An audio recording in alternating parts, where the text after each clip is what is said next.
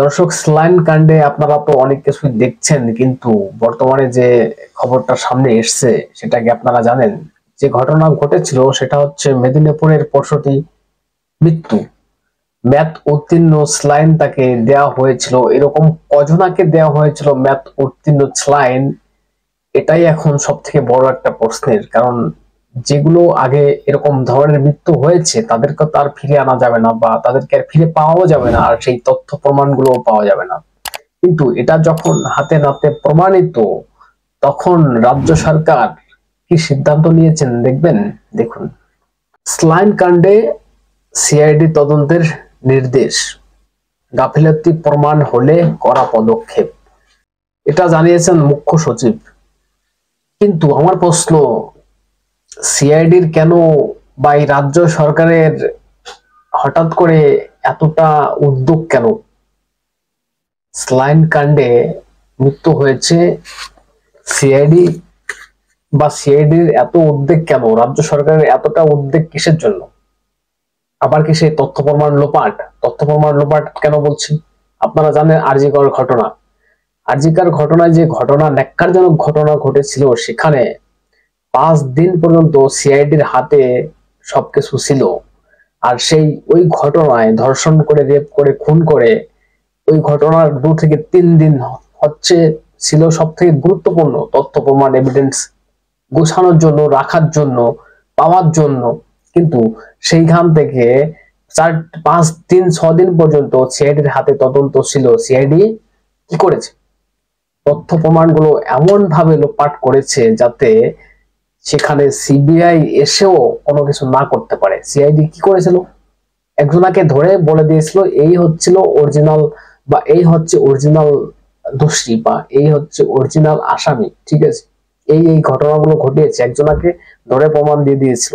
আর মুখ্যমন্ত্রীও বলার চেষ্টা করেছিল যে আসল দোষী ধরা পড়ে গিয়েছে, কিন্তু সেখানে সেই কেস সিবিআই এর হাতে চলে যায়। সেই সময় সিবিআই এসে কি করেছে? সিবিআই এসে ওই এক সঞ্জয় রায়ের নামে এক ব্যক্তি, তাকে যে গ্রেপ্তার করেছিল সিআইডি, তাকে ছাড়া তার বাইরে আর কিন্তু কাউকে গ্রেপ্তার করতে পারেনি সিআইডি। সিবিআই তখন পারেনি গ্রেপ্তার করতে। এখন এই কেসটা কি, এখন এই স্লাইন কাণ্ডে যে কেসটা হয়েছে, এখনো কি সেই কেস, বা রাজ্য সরকার মনে করেছে বা মনে করছে যে এই কেসেও যদি সিবিআই তদন্ত দিয়ে দেয় তাহলে তো বাবা মুশকিল। কারণ এটা হচ্ছে রাজ্য সরকারের সঙ্গে জড়িত একটা বিষয়। এই কেসটাকে ধামাচাপা চাপা দেওয়া যাবে না, বা মানুষের মন থেকে এটাকে কিন্তু মুছা যাবে না। স্লাইন কাণ্ড বা একজন প্রসূতিকে, তাকে মেয়াদ উত্তীর্ণ বা ডেট এক্সপায়ার্ড বা নিষিদ্ধ কোম্পানি, সেই কোম্পানির স্লাইন ডেট এক্সপায়ার্ড, সেই স্লাইন তাকে লাগানো হয়েছে। মানে কতটা দুর্নীতি, স্বাস্থ্যে কতটা দুর্নীতি হয়েছে। যিনি সেই স্বাস্থ্যের মুখ্যমন্ত্রী, মানে সেই স্বাস্থ্যমন্ত্রী হচ্ছে মুখ্যমন্ত্রী, আর সেই সেই দপ্তরে, সেই স্বাস্থ্য পরিষেবার ক্ষেত্রে এরকম দুর্নীতি, সরকারের একটা মানে আপনারা বুঝতেই পারছেন সরকারের একটা নাম খারাপ। বা এগুলো ঢাকবে কি করে? সরকার এগুলো ঢাকবে কি করে? এখন এর জন্য কি যে সিআইডি তড়িঘড়ি করে সিআইডি তদন্ত নেমেছে, সিআইডি ওই 2-4 দিন তদন্ত করবে, যেগুলো যাকে ধরার দরকার তাকে ধরবে না, বা সরকারের এগুলোতে অস্বস্তিতে পড়বে, এগুলো সামনে আসলে তার জন্য কি করবে? আবার সেই তথ্য প্রমাণগুলো লোপাট করে দেবে। কেন বলছি এই কথাগুলো? এটা বলার তো মানে একটা ব্যাপার আছে, তাই না? আমি দেখাবো যে কুণাল ঘোষ কিন্তু আগের থেকেই, মানে মুখ্যমন্ত্রী যেরকম বলেন না, একটা ঘটনা ঘটার আগে বলে থাকেন এটা এ হতে পারে, এটা এই হয়েছে। মানে সিআইডি তদন্তের আগে বা পুলিশ তদন্ত করার আগে মুখ্যমন্ত্রী বলে দেন কি হয়েছে বা কি হচ্ছিল বা কি হয়েছিল। তেমন এই মুখ্যমন্ত্রীর এক ভাই কুণাল ঘোষ মুখপাত্র, তিনি এক পোস্ট করেছিলেন, দেখুন। মেদিনীপুর বসতির মৃত্যু, বিভ্রান্তি আর নজর ঘোরানোর খেলা বরদাস্ত করবেন না, বাস্তবটা জানুন। সূত্রের খবর, যে 3জন ডাক্তার ওটি করার কথা ছিল তারা ছিলেন না।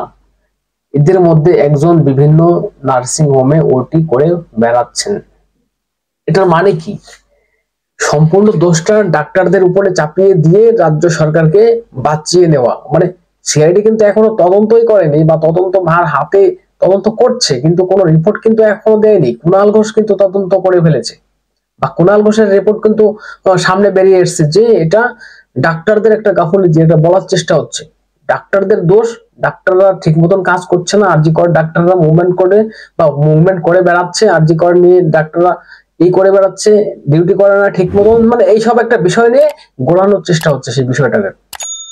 এখন এই সম্পূর্ণ দোষটা কিন্তু ডাক্তারদের উপরে চাপিয়ে দিয়ে রাজ্য সরকার বেরিয়ে যাওয়ার চেষ্টা করছে।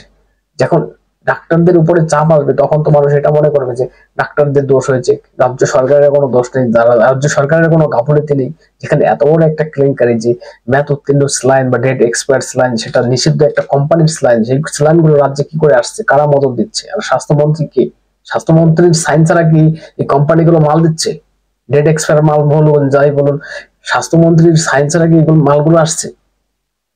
একটা বিরাট মানে কি বলবো, আরজি করের মতন সেই কেসটা এখন ঘোরানোর চেষ্টা হয়েছে। আরজি করে যেমন কেসটাকে পুরো ধামাচাপা দেওয়ার চেষ্টা হয়েছে লোপাট করা হয়েছে, কারণ আসল যারা দোষী তারা কিন্তু ধরা পড়েনি, তাদের কিন্তু বাজিয়ে দেওয়া হয়েছে।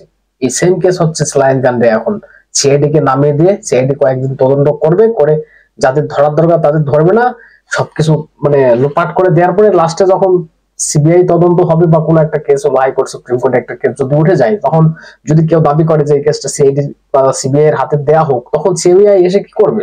আরজি করে কি করেছে? আরজি করে সেই এক সঞ্জয় রায় ছাড়া তো আর কাউকে ধরতে পারেনি সিবিআই, সরি। আর এই কেসে সিবিআই এসে কি করবে লাস্ট পর্যন্ত? মানে এটা একটা বড় চাল, কি একটা দুর্নীতি, আপনারা বুঝতে পেরেছেন? কি বলবেন? আপনাদের গুরুত্বপূর্ণ মতামত জানাবেন কমেন্টস করে, এবং নজর রাখবেন আমাদের চ্যানেলের পেজটাকে ফলো করে রাখবেন যদি কেউ ফেসবুক পেজে দেখে থাকেন।